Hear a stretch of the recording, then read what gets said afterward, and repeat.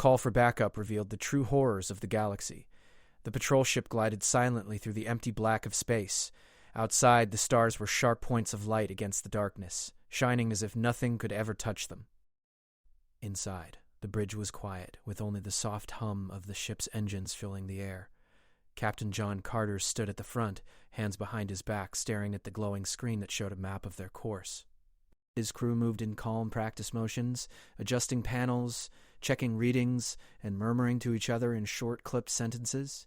John's ship was small compared to the massive carriers of the United Space Fleet, but it was fast and reliable. It had served him for years, carrying him and his crew across hundreds of systems.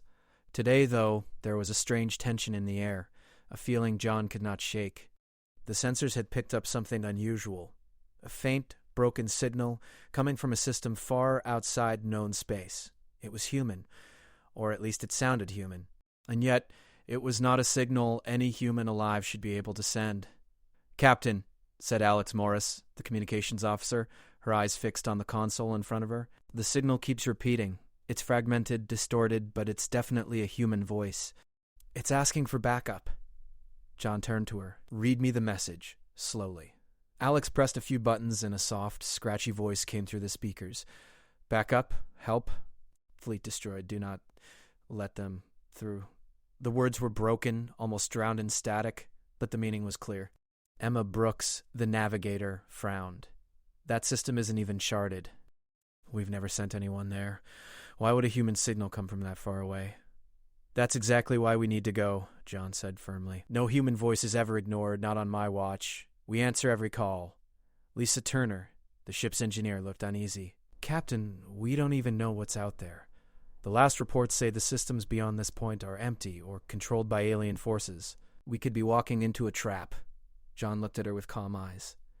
"Then we'll be careful. But we cannot leave someone out there in danger. Set a course for the signal." The crew moved quickly, following orders with a mix of excitement and apprehension. The ship's engines roared softly as it changed direction, moving toward the unknown system. Outside, the stars shifted, streaking past as the ship accelerated, leaving behind the familiar for the strange and unexplored. Hours passed in tense silence. The crew worked without speaking much, each person lost in their own thoughts. John leaned against the railing, staring at the map, wondering who had sent the call and what had happened to the fleet mentioned in the message. He had heard stories from old veterans of battles fought in darkness, of ships disappearing without a trace. But this felt different. It was personal, urgent, and desperate. "Captain," Alex said suddenly, breaking the quiet, "I'm picking up debris. Lots of it. Maybe a wreckage field?" John moved closer, his eyes narrowing. The screen lit up with a chaotic pattern of shapes and colors. Pieces of ships, some small, some enormous, floated in the void. Twisted metal reflected the distant starlight, some burning softly, some cold and dead. There were no signs of life. "That's a lot of ships," Lisa muttered, frowning. This could be what they were talking about, a fleet destroyed. Emma leaned over the console. "Captain, the debris isn't just human. There are fragments from alien designs, too. Whatever happened here, it was a fight, and no one won." John felt a chill run down his spine. "We'll stay at a safe distance. I want scans from every angle. Alex, can you trace the origin of the distress signal from this field?" Alex worked quickly, her fingers flying over the controls. "I can try, but it's weak, scattered, almost like it's hiding." "Then we'll find it anyway," John said. "We don't leave anyone behind." The ship moved carefully through the wreckage, scanning each piece. Nate Parker, the weapons officer, checked the defensive systems, making sure the shields were ready. "Captain, I don't like this," he said quietly. "It's too quiet. Too still." After a battle this big, there should be survivors, signals, anything, but there's nothing alive. "Sometimes the survivors are the ones sending the call," John replied. "And sometimes they are the last ones left." Hours turned into more hours as the crew explored the edge of the debris field. Each scan revealed more destruction. Ships torn apart, evidence of energy weapons far stronger than anything humans had built in recent decades. Scorch marks across alien hulls. The battle had been massive. "Captain," Alex said suddenly, her voice tight, "I'm picking up a pattern in the debris. Some of the ships were not destroyed by energy weapons. They were broken apart from the inside." Something tore them apart from within. Emma stared at the screen, like something living or a bomb. Could be either, John said slowly. Or maybe something we haven't seen before. Stay alert. For a moment the bridge was silent. Outside, the stars continued to shine coldly, offering no answers. Inside, each crew member felt the weight of what lay ahead. They were far from home, in a part of space that even experienced pilots avoided, and now they had stumbled into the aftermath of a battle so horrifying that no one had survived to tell the tale. Then the signal came again, faint but stronger this time. "Help, please! Can anyone hear me?" This time, the voice had a rhythm, a human cadence, but also something strange. It was older, deeper, and carried a weight of pain that seemed almost unnatural. "It's closer," Alex whispered. "The source is somewhere inside the debris. Maybe a small ship, a life pod? I don't know." John nodded. "We find it. We go slow, we go careful. Lisa, prepare the shuttle. Emma, you guide it. Nate, weapons on standby. Alex, keep trying to trace the voice. We will not fail anyone." They suited up, moving into the shuttle bay. The small vessel hissed as it depressurized and separated from the patrol ship, carrying John, Alex, Emma, and Lisa toward the wreckage. Outside, the void looked calm, almost peaceful, but the twisted metal and silent hulls told a different story. Every step forward felt like stepping into a graveyard. As they approached the source, the voice became louder, clearer, almost pleading. "Please, help trapped alive," Emma pointed. A small craft, heavily damaged. It's spinning slowly, almost invisible against the debris. John maneuvered the shuttle carefully, avoiding floating metal, keeping the shield steady. The closer they got, the more details appeared. The craft was human-made. Old, but not like any design John had seen. It was scratched, dented, and almost primitive in comparison to modern ships. But the lights inside were faintly blinking. Someone was alive. Alex checked the readings. Life signs: 3, weak but alive. They've been out here for days, maybe weeks. "We bring them in," John said firmly. "Prepare to dock." The shuttle lashed onto the craft and the doors hissed open. Inside, the crew found 3 humans, pale, weak, and terrified. One was an older man with gray streaks in his hair, another a woman who could barely stand, and the third a young man, trembling. "You're safe now," John said gently. "We've come to help." The older man tried to speak, his voice a hoarse whisper. You don't understand. It's not just us. The whole galaxy, they..." He stopped, shaking violently, staring at them with eyes full of terror. "Who did this?" Emma asked, her voice calm but firm. The man shook his head. "Not who, what?" "The humans, the fleet. They were trying to hold it. We failed. And now..." John felt a cold knot form in his stomach. Whatever had destroyed this fleet and sent this call for help, it was bigger, older, and more dangerous than anything they had imagined. "We're taking you back to the ship," John said. "You'll be safe there. We'll get answers." As they lifted off, leaving the debris behind, the galaxy seemed to stretch endlessly around them. John stared out the viewport, thinking of the words of the survivor. Something ancient, something terrifying had been kept at bay until now. The journey back to the patrol ship was silent, heavy with unspoken questions. Outside, the stars continued to shine, but inside, the crew of John Carter's ship knew that nothing would ever be the same. The simple act of answering a human call for help had revealed the first shadow of a horror that would reach far beyond this one system. And John knew, deep down, that this was only the beginning. The patrol ship moved slowly through empty space, carrying the 3 survivors in the small medical bay. John Carter stayed on the bridge, watching the stars, but his mind was heavy with worry. The survivors were human, but unlike anyone he had ever met. Their eyes were haunted, as if they had seen horrors no one should ever face. Alex Morris sat next to the older man, trying to understand his story. She tapped on her tablet, translating broken fragments of speech into readable words. "He keeps saying they feared us." Emma Brooks frowned. "Who is they? The aliens? Or humans?" "He doesn't say clearly," Alex admitted, "but he keeps repeating it. Something about the galaxy fearing humanity. And that we should not let them through." John leaned on the railing, rubbing his forehead. "The galaxy fears humans? We are not monsters, we're just people." Lisa Turner, sitting across from him, shook her head. Maybe the humans he's talking about, they are not like us. Maybe what happened here changed them, or maybe they were always different. The survivors barely spoke, and when they did, their words were broken, like echoes from a past too terrible to remember. The older man, who John learned was named Samuel, stared out the viewport at the stars and whispered, "Humans not like you, stronger, faster. We held them back for centuries, until now." "Held what back?" John asked carefully. Samuel's eyes widened with fear. "The horrors, they call them. The Voidborn, we kept them locked away. The galaxy does not understand if they break free." Emma's brow furrowed. "Voidborn? What is that? Some alien weapon?" Samuel shook his head violently. "No, worse, alive, thinking, hungry. Do not fight them like normal. They change everything. The humans, the fleets, the war. We were the only ones who could stand against them, and we failed." John felt a chill run down his spine. He glanced at Alex. "We need to know more. Can they speak in detail?"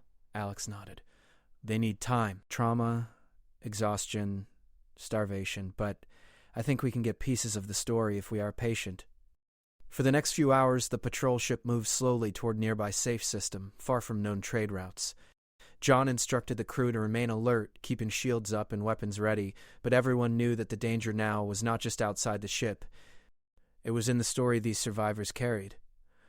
"I'll try again," Alex said gently to Samuel. She placed a hand on his arm. "We need to understand what happened so we can help you." Samuel shook his head weakly, tears in his eyes. "The galaxy, they all hated us, humans. Feared us, we destroyed their fleets. They tried to erase us, but we survived. And we held the Voidborn at bay." Emma leaned forward. "How? What did you do?" Samuel's voice was barely audible. "We adapted, we changed, we learned, we became weapons. The galaxy cannot imagine, and they thought it was enough. They were wrong, so wrong." John's grip on the railing tightened. "You're saying humans became..." "Something more, something necessary," Samuel replied. "We were the only ones who could stop them. But now, weakened, the call for help. It brought you, and if you fail, everything dies." Lisa turned to John quietly.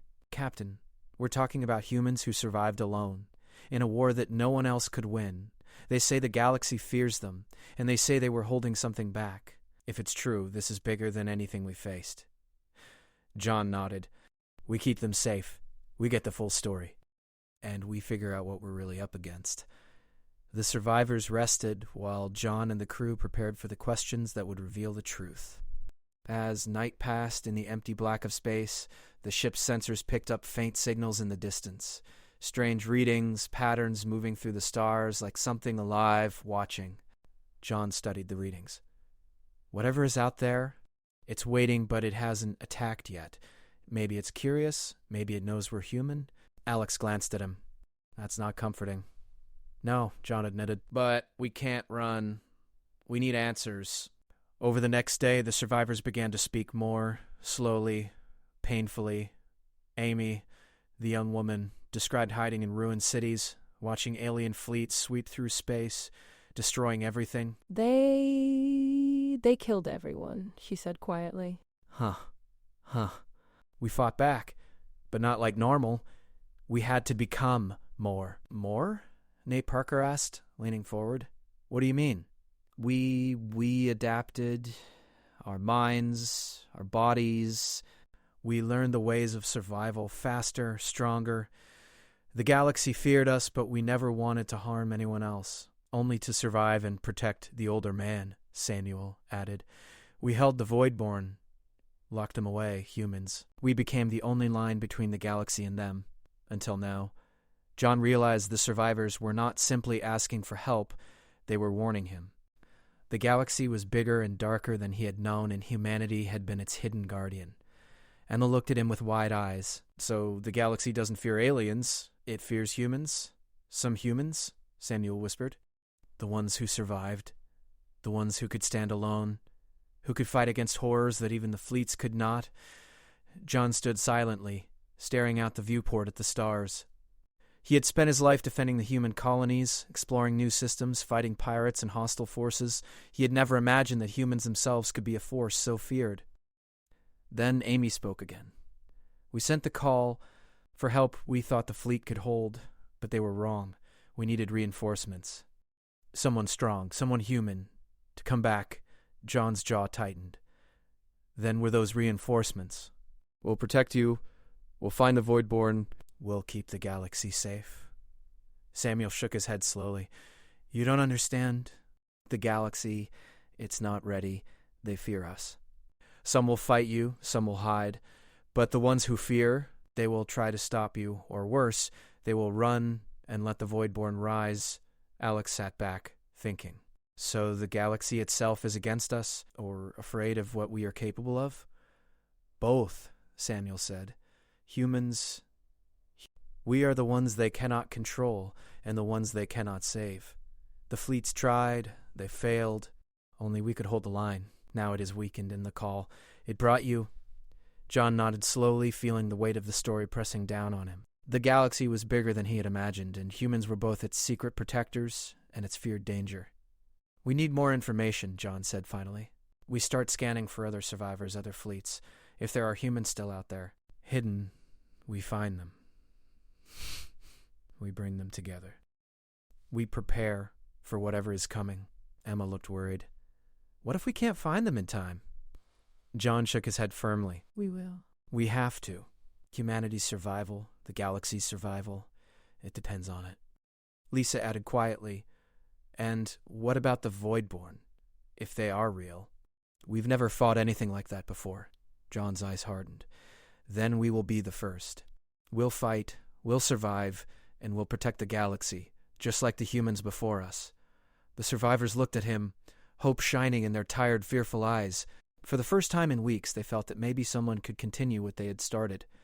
Over the next few days, the patrol ship moved carefully through the outer systems, scanning, gathering data, and avoiding alien fleets. John and his crew learned more from the survivors, piecing together the story of humanity's hidden war, of fleets destroyed, of humans who had become guardians of the galaxy without anyone knowing.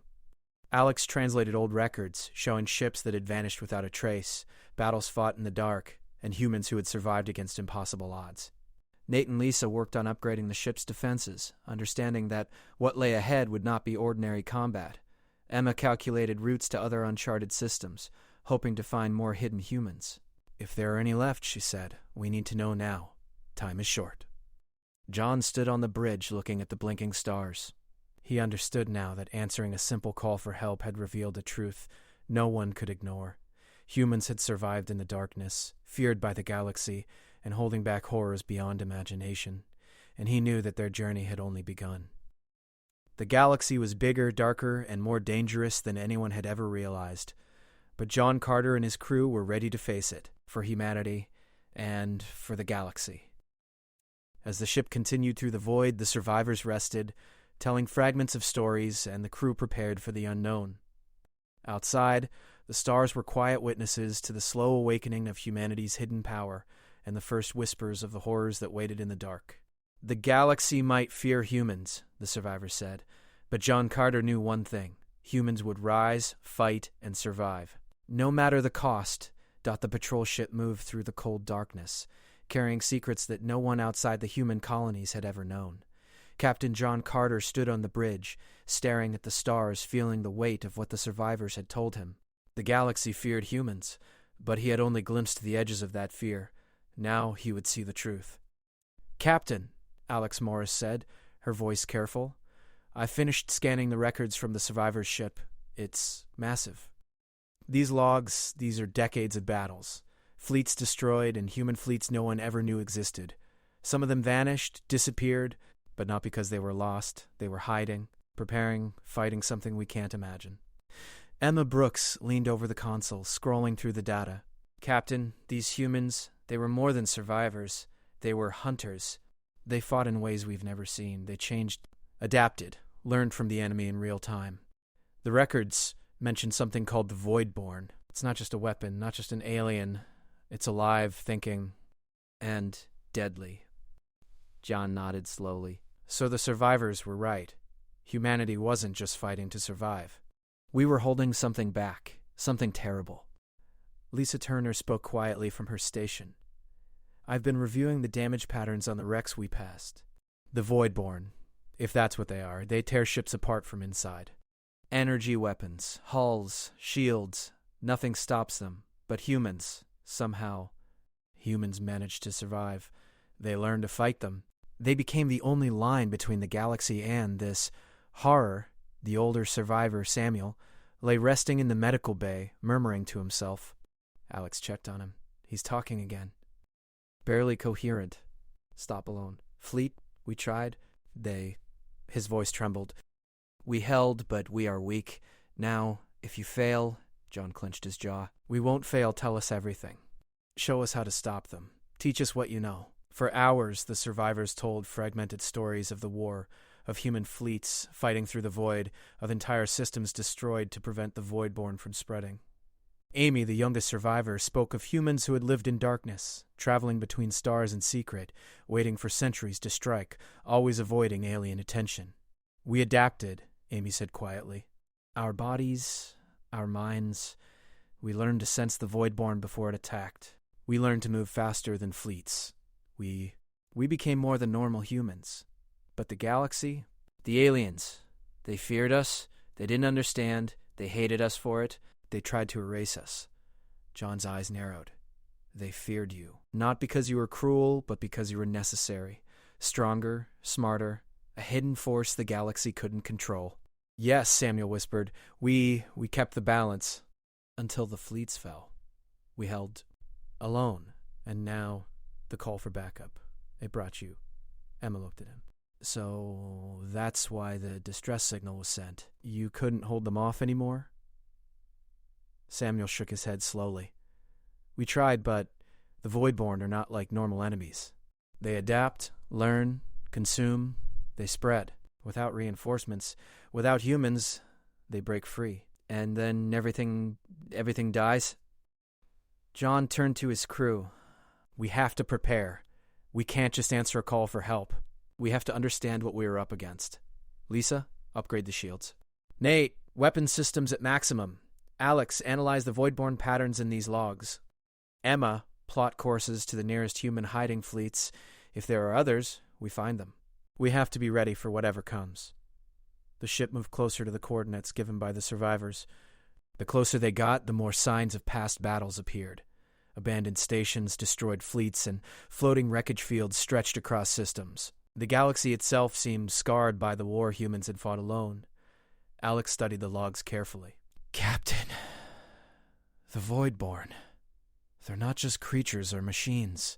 They are a hybrid, part organic, part energy. They can take over ships, use their technology against them.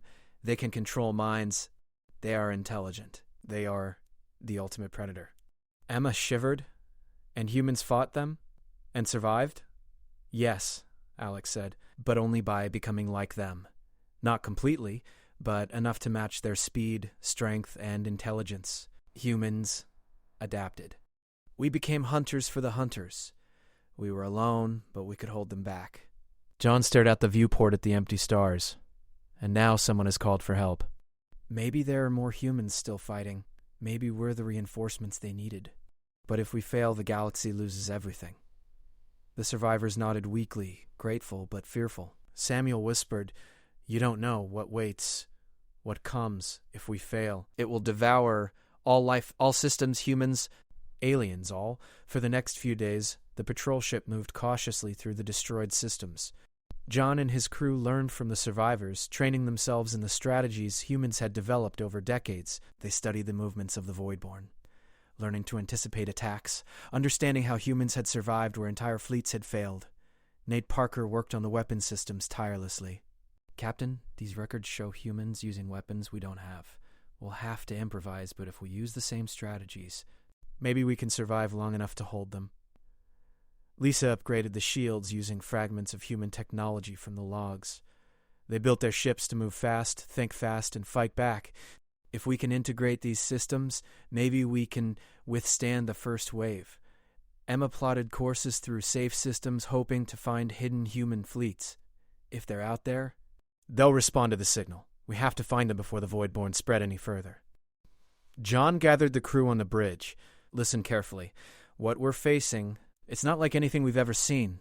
The Voidborn are intelligent, fast, and deadly. Humans fought them before and survived, but only because they were prepared. We have to be ready. We have to learn. We have to become like them, just enough to survive. Alex added, "The galaxy fears humans because humans survived alone. Humans held back horrors that others could not fight.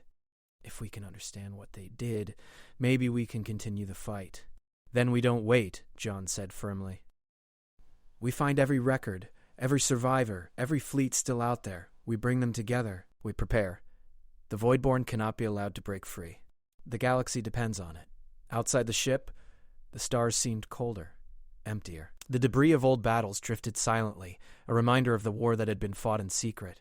John looked at it all and realized the scale of what humanity had done alone. They had fought horrors that even the fleets of the galaxy could not withstand, and now the responsibility had passed to him and his crew. Samuel and Amy shared fragments of history that left the crew in awe. Humans had survived attacks on hundreds of systems, adapted to alien technology, learned the movements of the Voidborn, and built hidden fleets in secret. They had become the only shield between life and the Voidborn, but now, weakened and scattered, they needed help. "We were the only ones," Samuel said, voice weak but determined, "and now you are the reinforcements. Do not fail us." John nodded. "We will not fail. We will find every hidden fleet, every human survivor, and we will continue the fight." "The Voidborn will not be allowed to rise," Emma whispered. "I can see it. The galaxy, the fear, the humans, we're standing on the edge of something terrible." "Yes," John said softly, "but we're also standing on the edge of hope. Humans survived before. We will survive again. We have to." Over the next days, the patrol ship traveled system to system, gathering survivors, scanning wreckage, and learning everything it could about the Voidborn. The galaxy seemed silent, but each signal, each fragment of debris told a story of humans who had fought alone and won against impossible odds. The crew worked tirelessly, integrating human technology, studying strategies, and preparing for the inevitable confrontation. They could feel the weight of the survivors' words, the pressure of a galaxy that depended on them, and the shadow of the Voidborn that waited beyond the stars.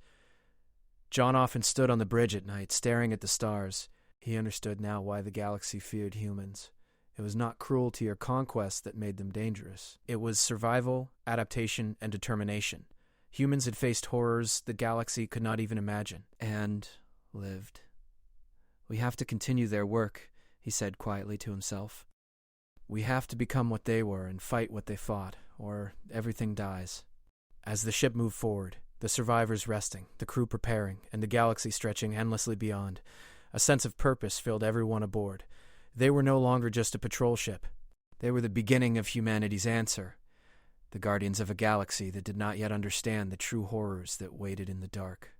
And deep in the distance, beyond the stars, something stirred. The Voidborn were awake, intelligent, and hungry. The galaxy had never seen anything like it but humans, and those who followed them were ready to meet it head-on. The fight was coming. The true horror had been revealed, and now humanity would answer.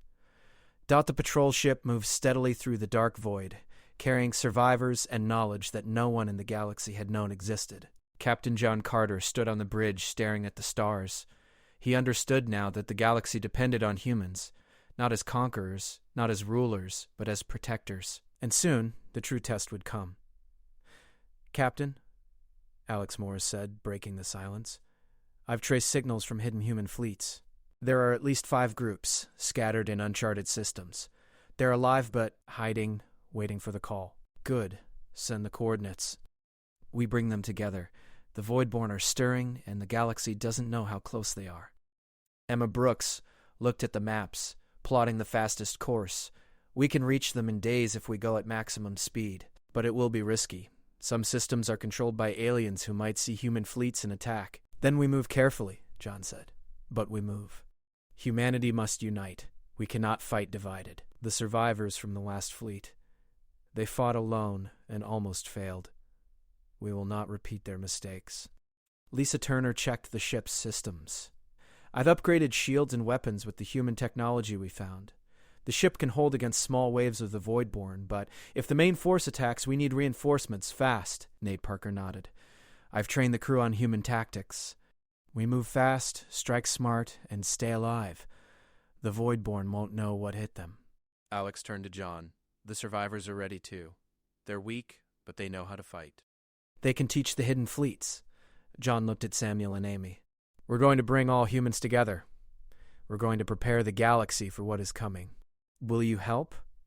Amy's eyes glimmered with hope. We have waited for this, for someone to answer the call.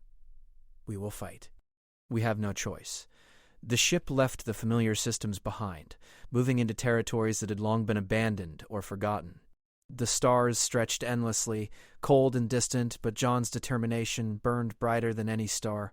Humanity had survived before, and they would survive again. Over the next days, the crew contacted hidden human fleets, using old encrypted codes and signals only humans could understand.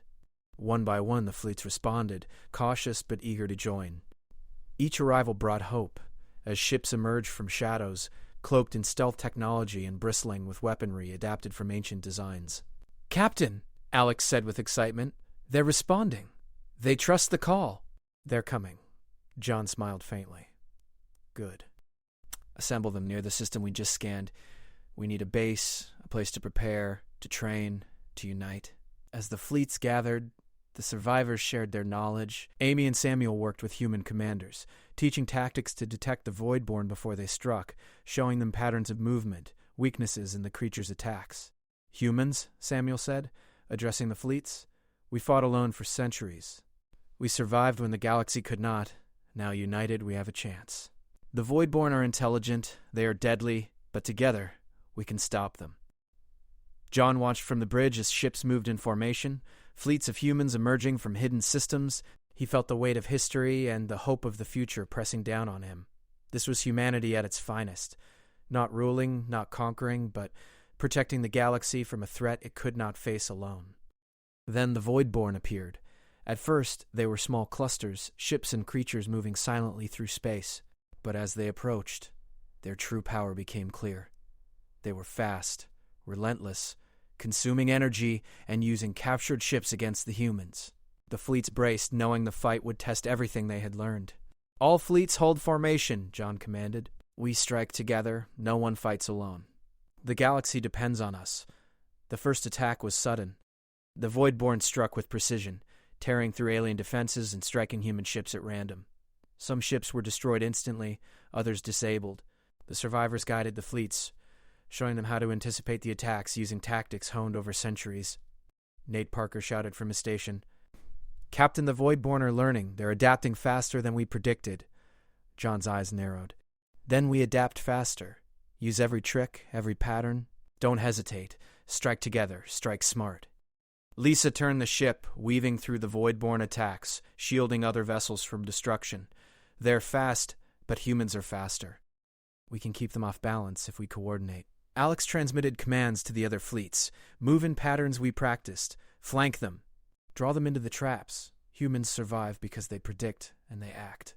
The battle raged across the system. Fleets of humans, long thought extinct or hidden, moved like shadows, striking the Voidborn with precise attacks, anticipating their every move. Ships that had once been destroyed were used as bait, luring the Voidborn into ambushes where coordinated human attacks tore them apart. Amy watched from the command ship, her voice steady. "This is what we waited for. Humanity rising together, they feared us. Now they will see why." Samuel added, "We fought alone before, now we fight together. The Voidborn will not break free." Hours passed, and slowly the tide turned. The Voidborn, intelligent and relentless, were not prepared for the unity and strategy of the human fleets. Humans moved faster, adapted, and struck where the creatures least expected. Destroyed ships were replaced with tactics, exhaustion replaced with determination, and despair replaced with hope. John watched from the bridge, a calm determination on his face. Every fleet, every ship, stay focused. The galaxy is watching, even if it doesn't know. This is our fight, our moment. Humanity survives, not for power, but for life. As the battle reached its peak, a massive cluster of Voidborn emerged from the shadows, a force so large that the galaxy itself seemed to tremble. The human fleets formed a massive circle, each ship taking its place with perfect timing, ready to strike in unison. "All ships now!" John commanded. Energy beams lit the void, missiles streaked through the darkness, and coordinated strikes tore through the Voidborn forces. Humans adapted instantly to counterattacks, moving with speed and precision that the Voidborn could not match. One by one, the creatures fell, their ships destroyed, their energy consumed, and their intelligence outmaneuvered. Amy and Samuel cheered quietly as they watched centuries of strategy unfold. "We did it. We are winning," Amy whispered. "Yes," Samuel said. "Humanity is not just survival, it is protection. This is why the galaxy feared us, because we do what must be done, and we do not fail." As the last of the Voidborn ships were destroyed or driven back, silence fell across the system. The human fleets regrouped, damaged but triumphant. John looked out at the stars, knowing this was only the beginning. The galaxy would still be afraid, still be ignorant of what humans had done, and what they could do. But now, it had seen proof. Humans could stand against horrors no other could face. "Status report," John said to his crew. Nate Parker checked the systems. Minimal losses compared to the scale of the attack. Shields held, weapons functioning. "The fleets are intact." Lisa added, "Repairs are underway. We can hold another attack if necessary." Humans fought smart and together. Alex smiled. "Communications show other hidden human fleets responding." "They saw the battle. They will unite as well," John nodded. "Good. Humanity has answered the call. The galaxy can see what we are capable of. We will rebuild, regroup, and continue to protect. This is our duty, not for glory, but because no one else can." Amy and Samuel approached the bridge. Amy's voice was steady but full of relief. "Thank you for answering the call. We were alone too long. The galaxy almost lost everything." John looked at them. "You fought for centuries. We stand on your shoulders. We continue the fight. Humanity is united, and the galaxy will survive." Outside, the stars shone quietly, as if watching the fleets of humans gathering in strength. The Voidborn had been driven back, but the lessons were clear. The galaxy needed humans whether it feared them or not, and humans for their part had accepted the responsibility, rising together as protectors of all life. John felt a weight lift from his shoulders. The call for backup had revealed the horrors of the galaxy, but it had also revealed humanity's true power. United, adaptive, and relentless, humans had survived what no one else could. And now, the galaxy would see. Fear may follow humanity, but survival, courage, and determination define them. The fleets moved together, preparing for whatever might come next. The survivors rested, the crews repaired ships, and the galaxy itself held its breath. Humanity had returned. Humanity had answered. And the horrors of the dark were no longer free to roam. John stood on the bridge, one last time, looking at the horizon of stars. "The galaxy will never forget this," he said quietly. "Humans survive, and we will always rise when needed. The Voidborn will not return, not while we stand." The call for backup had revealed the horrors, but it had also revealed humanity itself, the true guardians of the galaxy. And for the first time in centuries, hope stretched across the stars.